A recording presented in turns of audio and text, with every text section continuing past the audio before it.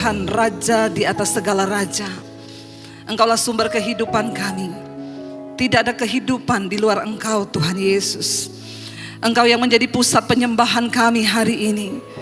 Tuhan, umat-Mu yang datang merindukan lawatan-Mu. Umat-Mu yang datang, setiap kami yang ada di tempat ini merindukan tuntunan dan jamahan Tuhan di dalam hidup kami. Karena itu kami berdoa, setiap kami yang datang hari ini, puaskan Tuhan. Sebab firman-Mu berkata, berbahagialah mereka yang datang dengan rasa lapar dan haus, karena mereka yang akan dipuaskan. Karena itu setiap kami pagi hari ini mau berkata, Tuhan, kuduskan hati kami, kuduskan pikiran kami, biar terisi penuh dengan firman Tuhan. Kami mau tanggalkan segala pikiran-pikiran, segala hal-hal yang dapat mengganggu kami untuk fokus kepada firman-Mu. Kami buang semua yang tidak berkenan di hidup kami. Kami persembahkan hidup kami penuh hanya bagi Engkau, Tuhan. Urapi hamba-Mu yang tidak ada apa-apanya ini, Tuhan. Biar Roh Kudus-Mu yang akan menerangkan setiap kebenaran firman-Mu bagi kami. Di dalam nama Tuhan Yesus kami buka hati kami mau terima firman-Mu. Yang percaya Tuhan di tengah kita dan siap memberkati kita, katakan bersama. Amin. Tepuk tangan sorak-sorai bagi Tuhan. Silakan duduk Bapak Ibu yang terkasih. Shalom. Bagaimana kabarnya hari ini? Luar biasa. Saya percaya kita adalah orang-orang yang beriman, yang mau mencari Tuhan. Tapi saya berdoa pagi hari ini biar Tuhan menemukan ada iman yang berbeda di dalam hidup kita. Katakan, karena banyak orang berkata beriman, tetapi Tuhan mencari iman yang unik, iman yang dapat membuat Tuhan itu bisa bekerja dan menyatakan kemuliaannya di dalam hidup kita. Karena itu tema firman Tuhan hari ini saya beri tema iman sang perwira. Ya, supaya di Indonesia ini perwira-perwiranya semua punya iman yang luar biasa. Katakan. Saudara, kita akan lihat bersama. Ya, di dalam Alkitab saudara ya tercatat ada seorang perwira yang berhasil membuat Yesus terheran-heran dengan imannya. Ya, seorang perwira yang punya kerendahan hati ya, dan dia benar-benar bisa membuat Yesus itu ya melihat bahwa ini berbeda daripada iman pada umumnya. Karena itu mari kita buka bersama saudara di dalam Matius pasal yang ke-8.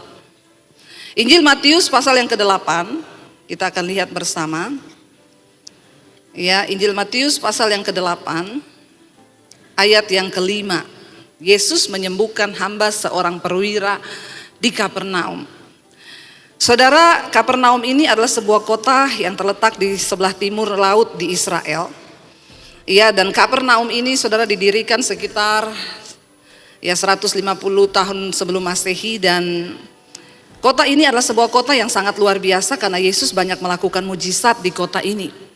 Kapernaum adalah sebuah kota yang Yesus itu bikin banyak mujizat di sana. Dia menyembuhkan, ya yang kita tahu dari rumah mertua Petrus, dia menyembuhkan. Di sana juga dia mengusir setan. Di Kapernaum, ya Yesus menyembuhkan membangkitkan anak perempuan Yairus juga.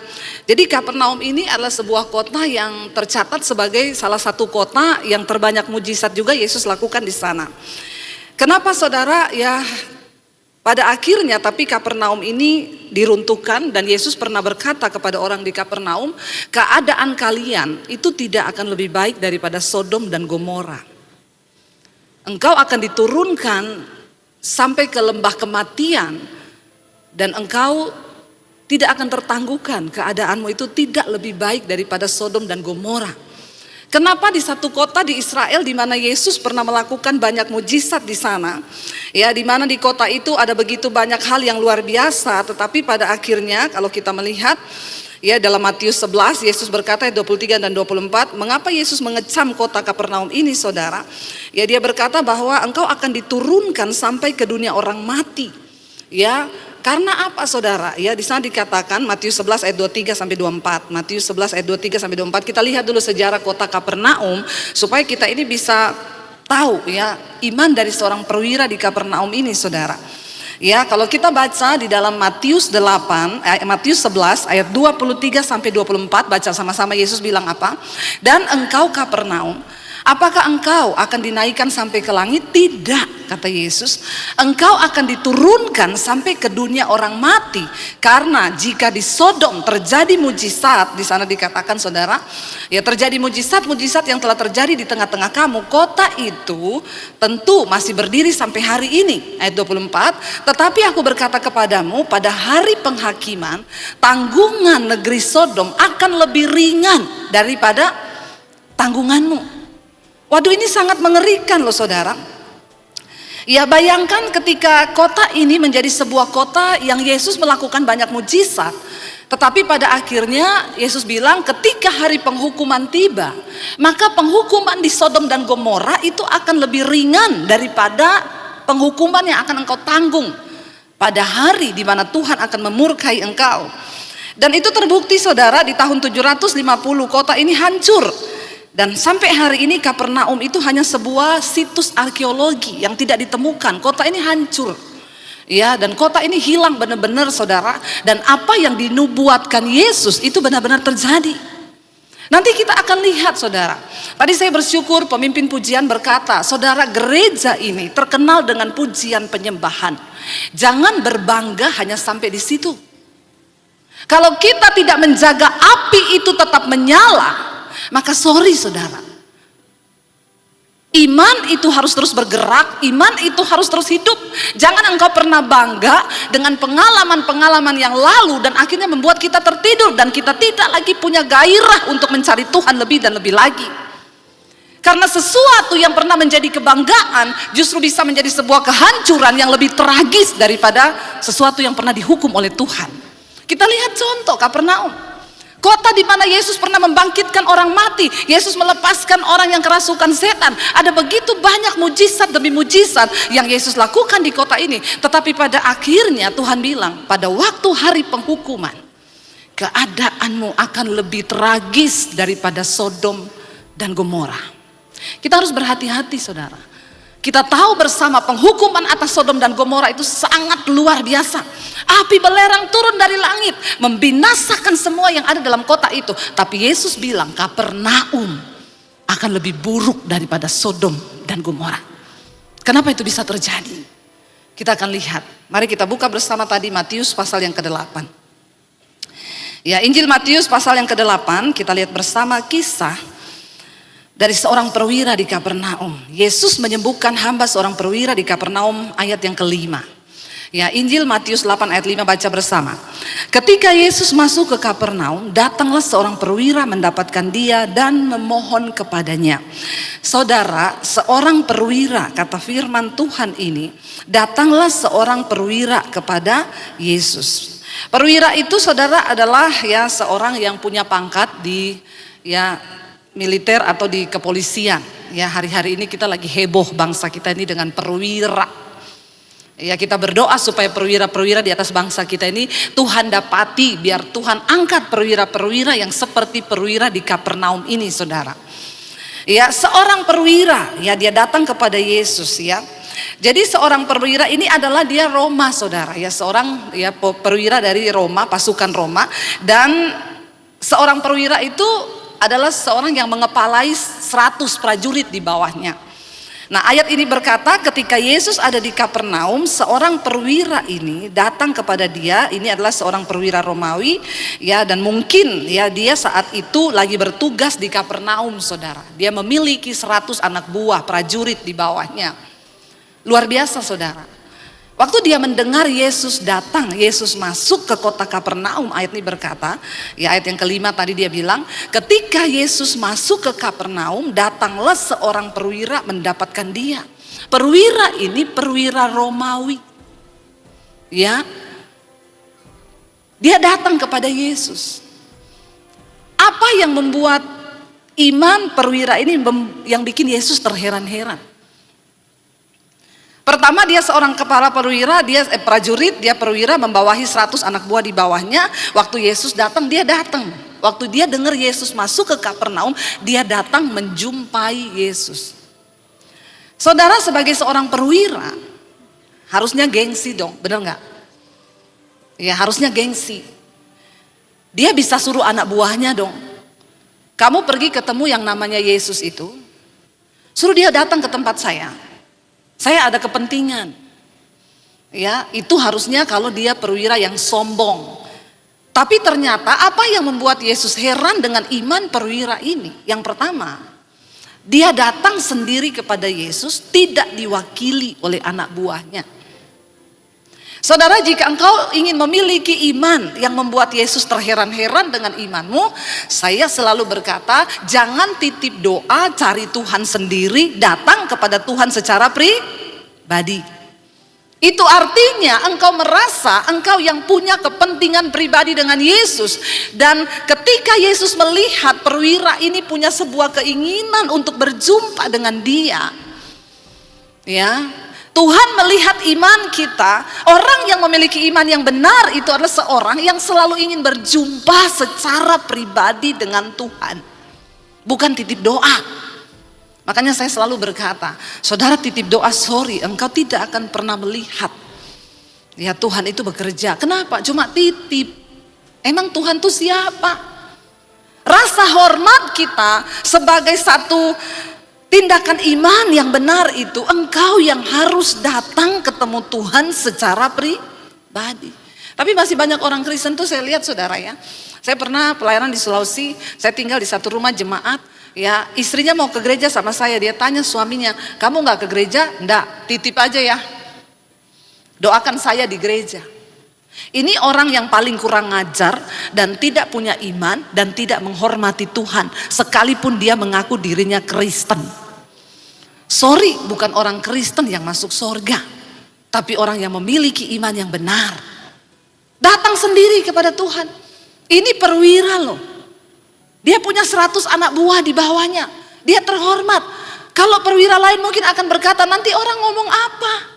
Dan dia seorang Romawi yang harusnya memang tidak percaya kepada Yesus. Tapi dia datang, saudara. Ketika Yesus masuk ke Kapernaum, datanglah perwira ini mendapatkan dia dan memohon kepadanya. Saya yakin kenapa dia tahu Yesus masuk ke Kapernaum, dia pasti juga sudah kirim anak buahnya. Nanti kasih saya info ya. Kalau Yesus datang di Kapernaum, kasih tahu saya mau ketemu dengan yang namanya Yesus. Kenapa dia rindu pengen ketemu dengan yang namanya Yesus? Saya yakin karena dia sudah mendengar tentang Yesus. Dia mendengar mujizat-mujizat yang Yesus buat di kota itu. Lalu imannya timbul dan dia pengen ketemu secara pribadi dengan Tuhan. Dia ketemu untuk apa, saudara? Ini yang lebih mengherankan lagi. Kita sudah heran yang pertama. Perwira datang sendiri ketemu Tuhan, itu sudah mengherankan. Kalau perwira itu tinggal suruh anak buah, nggak perlu dia turun-turun. Tapi perwira ini mengherankan, dia datang sendiri. Yang kedua bikin lebih heran lagi, yang ayat berikutnya, ayat yang ke-6, dia bilang apa, saudara? Waktu dia ketemu Yesus, dia bilang apa? Tuhan, hambaku terbaring di rumah karena sakit lumpuh dan ia sangat menderita. Apa yang menggerakkan perwira ini menanggalkan harga dirinya, menanggalkan jabatannya, menanggalkan semua kehormatannya untuk pergi berjumpa Yesus yang dia tahu di situ banyak orang, banyak rakyat biasa, tetapi dia datang. Apa yang menggerakkan dia untuk ketemu dengan Yesus? Ternyata satu, karena pembantunya, bukan prajuritnya loh. Hamba itu budak. Hamba itu sebutan untuk budak, untuk pembantunya di rumah. Bukan prajuritnya, tapi pembantunya di rumah. Pembantuku di rumah sedang sakit, bahkan dia lumpuh dan dia sangat menderita. Ini prajurit, ini perwira ini sangat luar biasa. Dia kan nggak perlu urusannya pembantu di rumah. Dia kan nggak perlu ngurusi urusan budak. Zaman itu, saudara, yang namanya budak itu tidak berharga. Ketika seseorang memberi budak itu seperti membeli barang. Bahkan nyawa budak itu pun ketika dibeli sudah menjadi hak dari pemiliknya. Mana pusing dia dengan pembantunya.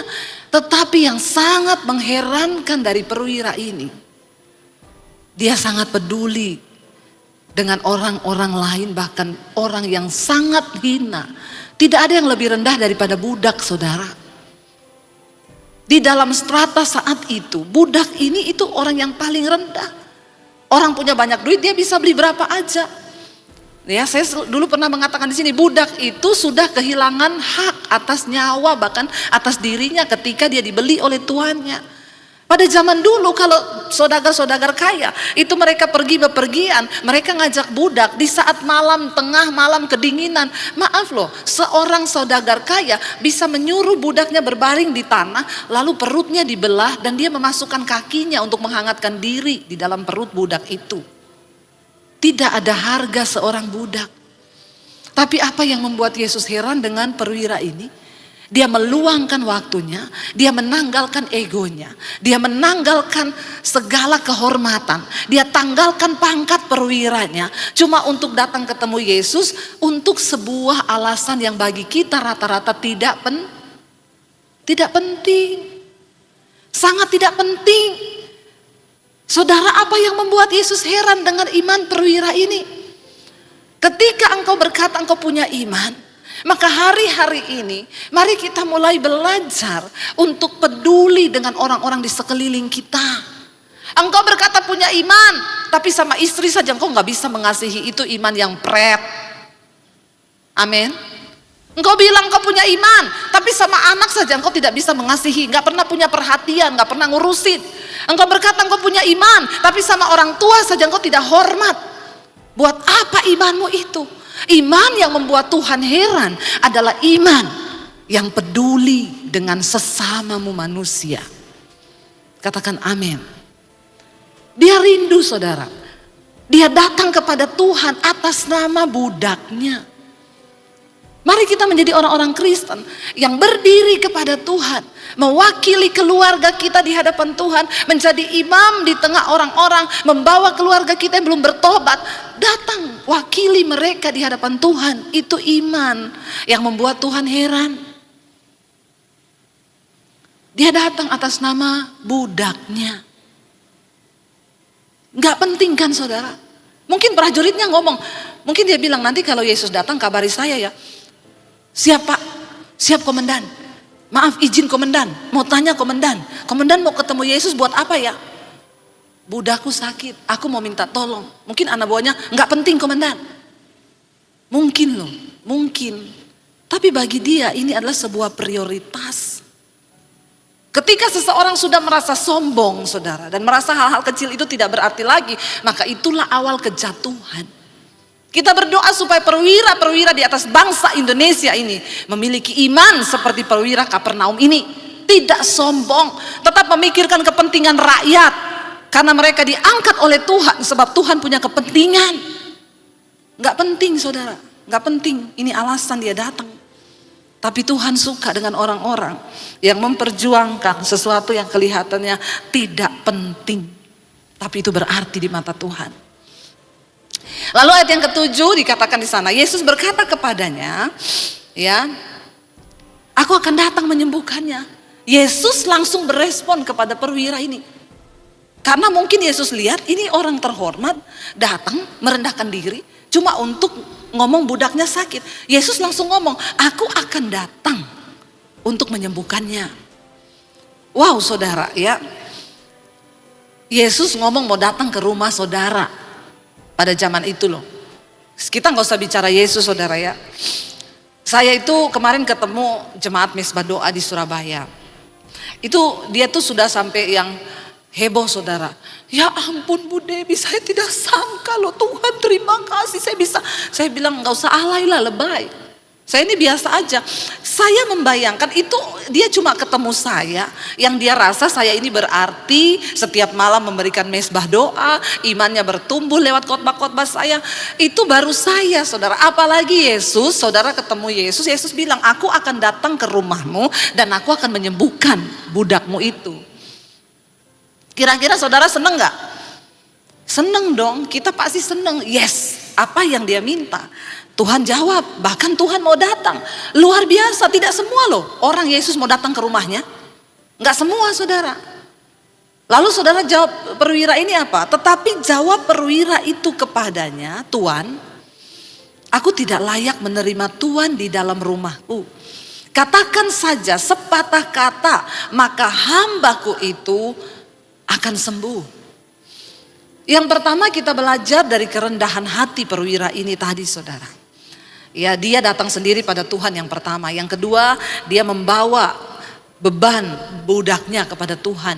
Dia berdiri atas nama budaknya. Dia punya beban. Yang ketiga, ini perwira ini sangat rendah hati. Dia bilang, Tuhan, maaf, aku tidak layak menerima engkau di dalam rumahku. Balik lagi ke ayat yang tadi, tolong ayat 8. Ya, tetapi langsung dia jawab, Tuhan, aku tidak layak menerima Tuhan di dalam rumahku. Katakan saja sepatah kata, maka hambaku itu akan sembuh. Dia bilang, maaf Yesus. Kenapa dia bilang aku tidak layak? Sebab bagi dia menempatkan Tuhan ini sebagai sesuatu. Dia menempatkan Tuhan ini sebagai sosok yang begitu mulia, begitu terhormat, ya, begitu luar biasa, begitu agung. Ya, kita kalau ketemu orang, saya yakin, saya pernah berkata begitu saudara, ketika ada seorang jenderal di Jakarta, dia bilang, Ibu, saya dan istri akan datang ke rumah Ibu. Kami mau minta didoakan. Langsung saya jawab begini, sorry Bapak Ibu, saya tidak layak menerima kamu di rumah saya. Kenapa? Karena pasti kita berkata seperti itu kepada orang yang kita anggap dia tuh lebih tinggi di atas kita, lebih mulia di atas kita. Ya, saya bilang jangan saya aja nanti yang datang ke rumah Bapak Ibu. Dia jawab, oh nggak bisa, Ibu itu hamba Tuhan. Jadi kamilah yang harus datang ke tempat Ibu, bukan Ibu yang datang ke tempat kami. Ya karena dia ngomongnya begitu, ya silakan, saya bilang, ya datanglah mereka. Walaupun rumah saya ya seadanya, saya tahu itu berbeda dengan apa yang mereka miliki. Kenapa seseorang merasa dia tidak layak? Karena pasti orang yang berhadapan dengan dia ini dianggap lebih mulia, lebih jauh di atasnya. Perwira ini dengan kerendahan hatinya berkata kepada Tuhan, aku ini tidak layak. Aku tidak layak. Saudara, apa yang bisa membuat kita ini tetap rendah hati di hadapan Tuhan? Saat kita ini berkata, Tuhan, aku ini tidak layak. Hanya Engkau yang melayakkan aku. Kalau hari ini aku bisa mengenal Engkau sebagai Tuhan dan Juru Selamat, itu cuma karena anugerah. Sebab tadinya kita ini semua tidak layak. Apa yang membuat orang merasa sombong saudara, sehingga dia lupa diri? Karena dia merasa dia benar. Dia merasa dia sudah segala-galanya. Mari kita punya sikap hati yang di hadapan Tuhan selalu ketika kita datang, Tuhan, layakkan aku. Artinya apa? Setiap hari, setiap menit, setiap detik kita harus punya sifat hati yang mau bertobat di hadapan Tuhan. Saya kemarin dengar satu orang ngomong sama saya, Bu, saya kenal satu pengajaran hari-hari ini. Mereka tuh berkata, kita nggak boleh merasa berdosa loh. Kita ini sudah tidak ada dosa lagi. Apa yang kita buat ini pokoknya semua sudah baik. Karena kita sudah ditebus dengan darah yang mahal. Jadi tidak ada lagi dosa. Jadi tidak perlu bertobat. Nggak perlu bertobat. Dia bilang, jangan dengerin itu khotbahnya Bu Debi, itu khotbah hukum Taurat. Yang bilang tiap hari kita harus bertobat, setiap jam, setiap menit, setiap detik kita harus bertobat. Kita harus merasa bahwa kita ini membutuhkan kelayakan dari Tuhan loh. Gak ada seorang pun dari kita yang cukup layak, sehingga kita tidak lagi membutuhkan kasih karunia Tuhan. Kita semua harus berkata, Tuhan ampuni aku ini tidak layak. Cuma karena kasih karuniamu itu yang melayakkan aku. Perwira ini bilang, aku tidak layak Tuhan. Lalu dia bilang apa? Ucapkan saja sepatah kata. Wow. Saudara, perwira ini sangat tahu bahwa perkataan Yesus, firman Tuhan, itu adalah perkataan yang berkuasa. Dia nggak ngomong Tuhan datang ya tumpang tangan sama budakku itu, lalu doakan. Bahasa roh sama dia. No. Dia bilang apa? Tuhan, ucapkan satu patah kata, satu kata toh, maka dia pasti sembuh. Kenapa Yesus heran dengan iman perwira ini? Ya, Tuhan berkata keselamatan datang itu kepada bangsa Yahudi, tetapi perwira ini lebih Yahudi dari Yahudi. Perwira ini benar-benar punya iman yang lebih daripada orang Israel sendiri. Kenapa Kapernaum akhirnya dihancurkan dan diluluhlantahkan Tuhan? Karena Tuhan melihat dia datang untuk umat pilihannya, tetapi umatnya menolak dia. Sehingga keselamatan itu diberikan kepada semua orang, termasuk perwira ini. Perwira ini, dia melihat, dia mendengar semua yang Yesus lakukan. Saya yakin itu, makanya dia datang ketemu dengan Yesus. Karena dia mendengar. Dan ketika dia mendengar orang cerita itu yang namanya Yesus menyembuhkan, dia membangkitkan orang mati, dia mendengar. Waktu dia dengar, dia percaya dengan hatinya. Dan dia ketemu, dia bilang, gak usah datang Tuhan. Ngomong satu kata aja, maka budakku sembuh. Apakah kita punya iman yang seperti itu? Ketika engkau sedang terpuruk menghadapi masalah, apakah engkau punya cukup iman dan berkata, Tuhan, apapun keadaanku, aku tahu firman Tuhan itu berkuasa untuk melakukan sesuatu di dalam hidupku. Apakah kita masih menjadi orang-orang yang mau berkata, aku percaya kepada firman-Mu Tuhan. Sebab perkataan yang keluar dari mulut Allah itu tidak akan pernah kembali dengan sia-sia. Tetapi dia akan mengerjakan segala sesuatu yang disuruhkan Tuhan kepadanya. Wow, saudara, jangan anggap enteng firman Tuhan. Engkau harus membaca firman dan engkau harus menghidupinya, mengimaninya dan mempraktekannya di dalam hidupmu. Kenapa? Karena firman Tuhan itu adalah perkataan Allah. Perkataan yang keluar dari mulut Allah itu tidak akan pernah kembali dengan sia-sia. Waktu engkau imani satu firman, ya, imani saja.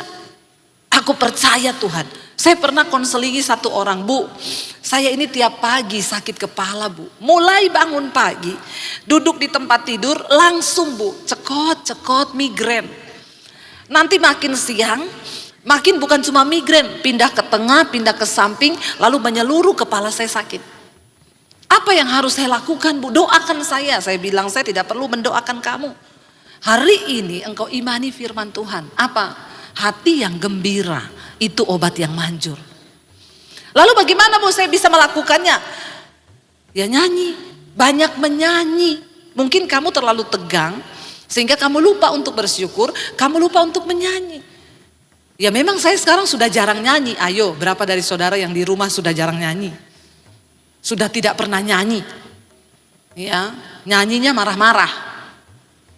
Saudara, hati-hati, maka engkau akan mulai sakit kepala, akan mulai. Lalu saya bilang dia, praktekin ya, mulai sekarang engkau praktekin nyanyi memuji Tuhan. Dia praktekin, saudara. Dia nyanyi memuji Tuhan. Dia praktekkan, hati yang gembira adalah obat yang manjur. Saya bilang, jangan kamu imani perkataan setan. Kamu harus imani perkataan firman. Soalnya dia tiap pagi bangun, duduk, dia langsung tunggu. Mesti sakit kepala ini, mesti sakit kepala. Jadi kalaupun tidak sakit kepala, dia sudah imani. Tiap pagi aku pasti sakit kepala. Pasti tiap pagi bangun, pasti sakit kepala. Jadi dia duduk, tunggu di tempat tidurnya, dia tunggu. Kapan datang ya? Sebentar lagi pasti sakit. Hati-hati loh saudara. Setan itu cara kerjanya begitu. Lalu kita mulai imani kata-kata setan. Dia bilang, saya tiap pagi, Bu, bangun pagi, saya tunggu langsung pasti sakit kepala. Ya karena kamu tunggu sakit kepalamu. Firman Tuhan bilang, apa yang kamu imani itu yang akan terjadi. Mulai hari ini kamu ganti, duduk di tempat tidur, ucap syukur. Tuhan, aku percaya aku tidak sakit kepala. Perkatakan, hati yang gembira adalah obat yang manjur. Lalu dia mulai praktekkan, saudara. Dia mulai nyanyi tiap hari, nyanyi. Beberapa minggu kemudian dia WA saya, Bu, terima kasih ya. Kenapa? Sekarang saya tidak pernah sakit kepala lagi. Terkadang saudara hanya sesimpel itu. Tapi itulah kuasa firman Tuhan. Kenapa Tuhan heran dengan perwira ini dengan imannya? Dia cuma bilang, Tuhan engkau gak perlu datang. Ucapkan sepatah kata, maka hambaku itu akan sembuh. Cuma satu kata tok loh. Berapa kata dari firman Tuhan yang engkau amini hari-hari ini saudara. Jangan jadi Kristen yang datang dan pergi, tidak pernah ada perubahan dalam hidupnya. Tuhan gak suka kita cuma jadi Kristen, memenuhi bangku gereja, tapi kita pulang, pergi, datang, hidup gak pernah berubah. Diimani sesuatu yang negatif, diimani sesuatu yang buruk. Imani apa kata Tuhan, imani firman Tuhan. Amin. Imani, jangan imani apa kata setan. Belum sakit udah ditunggu, mesti sakit ini, mesti sakit. Mesti sakit. Bahkan kita siapin obat satu tumpuk di rumah. Jaga-jaga nanti kalau sakit. Jangan siapin obat banyak loh saudara. Nanti iblis bilang, Tuhan aku mau kasih dia sakit. Kenapa? Dia sudah imani loh, udah dia siapin obatnya. Saya pernah ditegur Tuhan saudara, saya mau penginjilan, saya bawa obat semua. Lalu Tuhan itu tegur saya, kamu bawa obat, nanti iblis akan mendakwa loh. Tuhan dia sudah imani, dia mau sakit loh, dia udah bawa obat banyak. Saya gak jadi bawa saudara, puji Tuhan gak sakit. Mari kita imani perkataan Tuhan, jangan imani perkataan setan, amin. Perwira ini bilang satu kata Tuhan, satu kata tok, maka budakku itu pasti sembuh. Berapa kata firman yang tiap hari engkau baca, berapa kata firman yang tiap hari kita hafal, dan berapa banyak firman itu sudah mengubah hidup kita. Jangan cuma jadi Kristen yang datang, duduk, diam, pulang, gak pernah berubah karena iblis terus yang bodohin kita. Kita lebih percaya setan daripada percaya Tuhan. Ini kesaksian saya waktu corona. Tiap hari ketakutan ketika pertama virus. Tetangga saya meninggal. Pengumuman di masjid, innalillahi wa inna, telah berpulang kena COVID. Dalam hati saya, aduh, COVID-nya sudah 2 rumah di sebelah saya. Deg-degan gak? Deg-degan waktu itu semua mayat-mayat yang ditayangkan. Saya sambil masak di dapur. Aduh Tuhan, sebelah sudah mati Tuhan. Besok lagi, mati lagi yang RT sana. Aduh Tuhan, mati lagi. Tiba-tiba Roh Kudus ngomong sama saya, ini virus tidak terlihat loh. Tapi kok kamu lebih mengimani virus itu lebih dekat sama kamu? Aku juga Tuhan yang tidak terlihat. Tapi kenapa kamu tidak beriman bahwa aku ada bersamamu untuk melindungi engkau? Terus saya tersadar di situ. Yaitu di situ saya nyanyi, kiri kananku ada Tuhan, sekelilingku ada Tuhan, dalam hidupku ada Tuhan, Yesus selalu bersamaku, amin. Tapi orang kalau imannya sakit, tepuk tangan buat Tuhan. Ya, engkau harus perkatakan imanmu. Ya, kalau orang yang imannya virus dia nyanyi, kiri kananku ada virus, sekelilingku ada virus, dalam diriku ada, tolak dalam nama Yesus. Virus selalu bersamaku, pret. Apa yang engkau takutkan, itu akan menimpa engkau, kata firman Tuhan. Hati-hati saudara. Kenapa Tuhan berkata iman perwira ini mengherankan dia? Ayat yang berikutnya dikatakan sebab aku sendiri seorang bawahan, kata perwira ini. Dan di bawahku pula itu ada prajurit. Jika aku berkata kepada salah seorang prajurit itu pergi, maka ia pergi. Dan kepada salah satu lagi datang, maka ia datang. Dia menempatkan dirinya sebagai seorang atasan. Dia bilang, Tuhan aku ini punya bawahan. Aku bilang sama prajuritku, dia pasti akan melakukan sesuai yang aku minta. Aku bilang B, dia juga lakukan. Ya, ataupun kepada hambaku kerjakanlah ini, maka dia akan mengerjakannya. Dia bilang, aku ini perwira, di bawahku ada prajurit. Aku ngomong perkataanku ini ada kuasa juga, dia harus melakukan. Lalu tapi dia bilang begini juga saudara, setelah Yesus mendengar hal itu, heranlah ia dan berkata kepada mereka yang mengikutinya. Ya, coba kita lihat. Ya, setelah Yesus mendengar hal itu, heranlah ia dan berkata kepada mereka yang mengikutinya, aku berkata kepadamu, sesungguhnya iman sebesar ini tidak pernah aku jumpai di antara seorang ya di Israel. Tidak aku jumpai di antara orang Israel. Jadi prajurit ini ngomong, kita balik dulu ke ayat yang ke-9 saudara, tadi kelewat. Dia bilang, sebaliknya Tuhan, ya di atasku ini aku juga punya ya atasan. Kalau dia menyuruh aku melakukan sesuatu, maka aku juga pasti akan melakukannya. Dan akhirnya Yesus bilang saudara, ya Yesus bilang ayat yang ke-9 tadi ya, ayat Yesus bilang sebab aku sendiri seorang bawahan. Nah dia bilang ya, dan di bawahku itu juga ada prajurit. Ya, aku juga ini di atasku juga ada bos. Aku tunduk kepada raja Romawi. Apa yang raja suruh kepadaku, itu aku lakukan. Aku ini sebagai seorang bawahan. Dia percaya benar-benar dia menempatkan dirinya Dan dia mengumpamakan bagaimana kepatuhan ya dia kepada atasannya, dan itu juga yang dia percaya Yesus sanggup melakukan. Lalu kita lihat ayat yang ke-10 tadi, Yesus berkata, setelah Yesus mendengar hal itu, heranlah ia dan berkata kepada mereka yang mengikutinya, aku berkata kepadamu, sesungguhnya iman sebesar ini tidak pernah aku jumpai pada seorang di antara orang Israel. Prajurit ini bukan orang yang mendapat bagian dari keselamatan yang akan Yesus bawa. Prajurit ini tidak masuk dalam hitungan sebagai orang yang akan diselamatkan. Apa artinya saudara? Hati-hati. Jangan sampai kita merasa kita ini orang pilihan yang setiap minggu ada di dalam gereja. Kita merasa kita sudah selamat.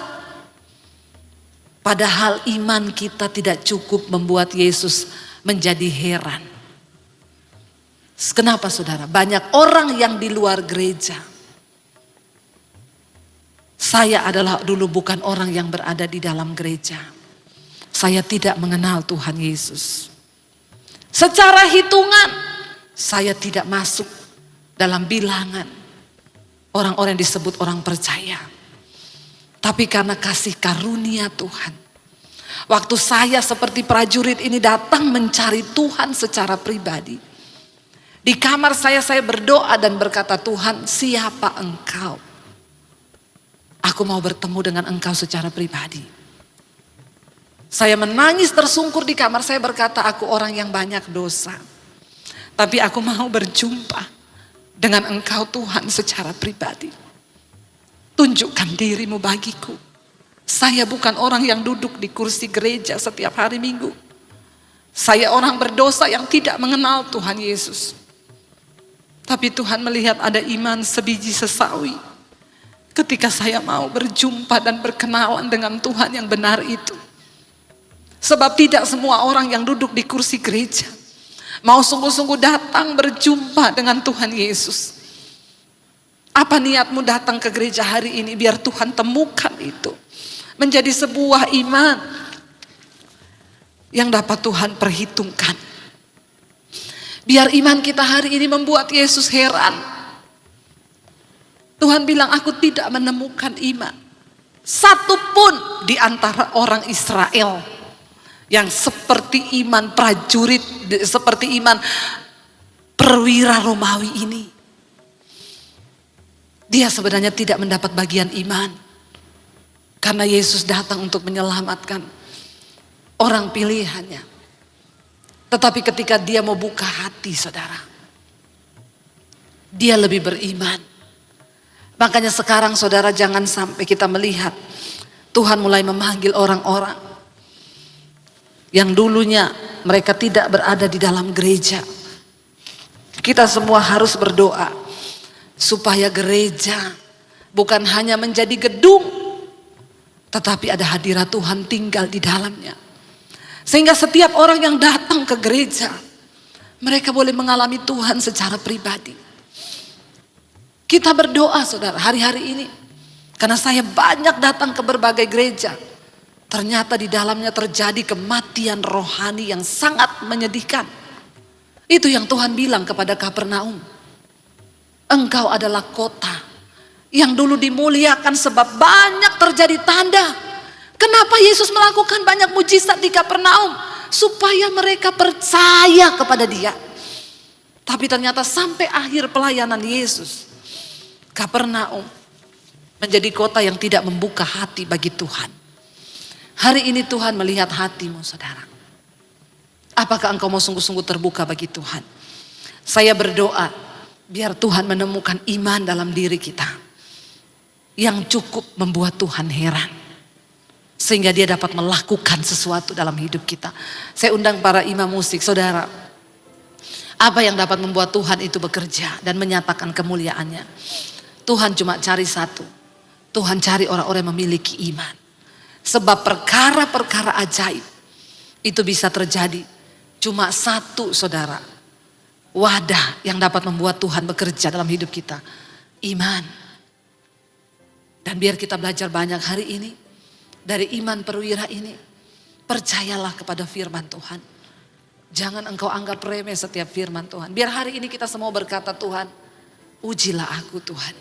Uji aku. Apakah engkau mendapati aku ini berkenan?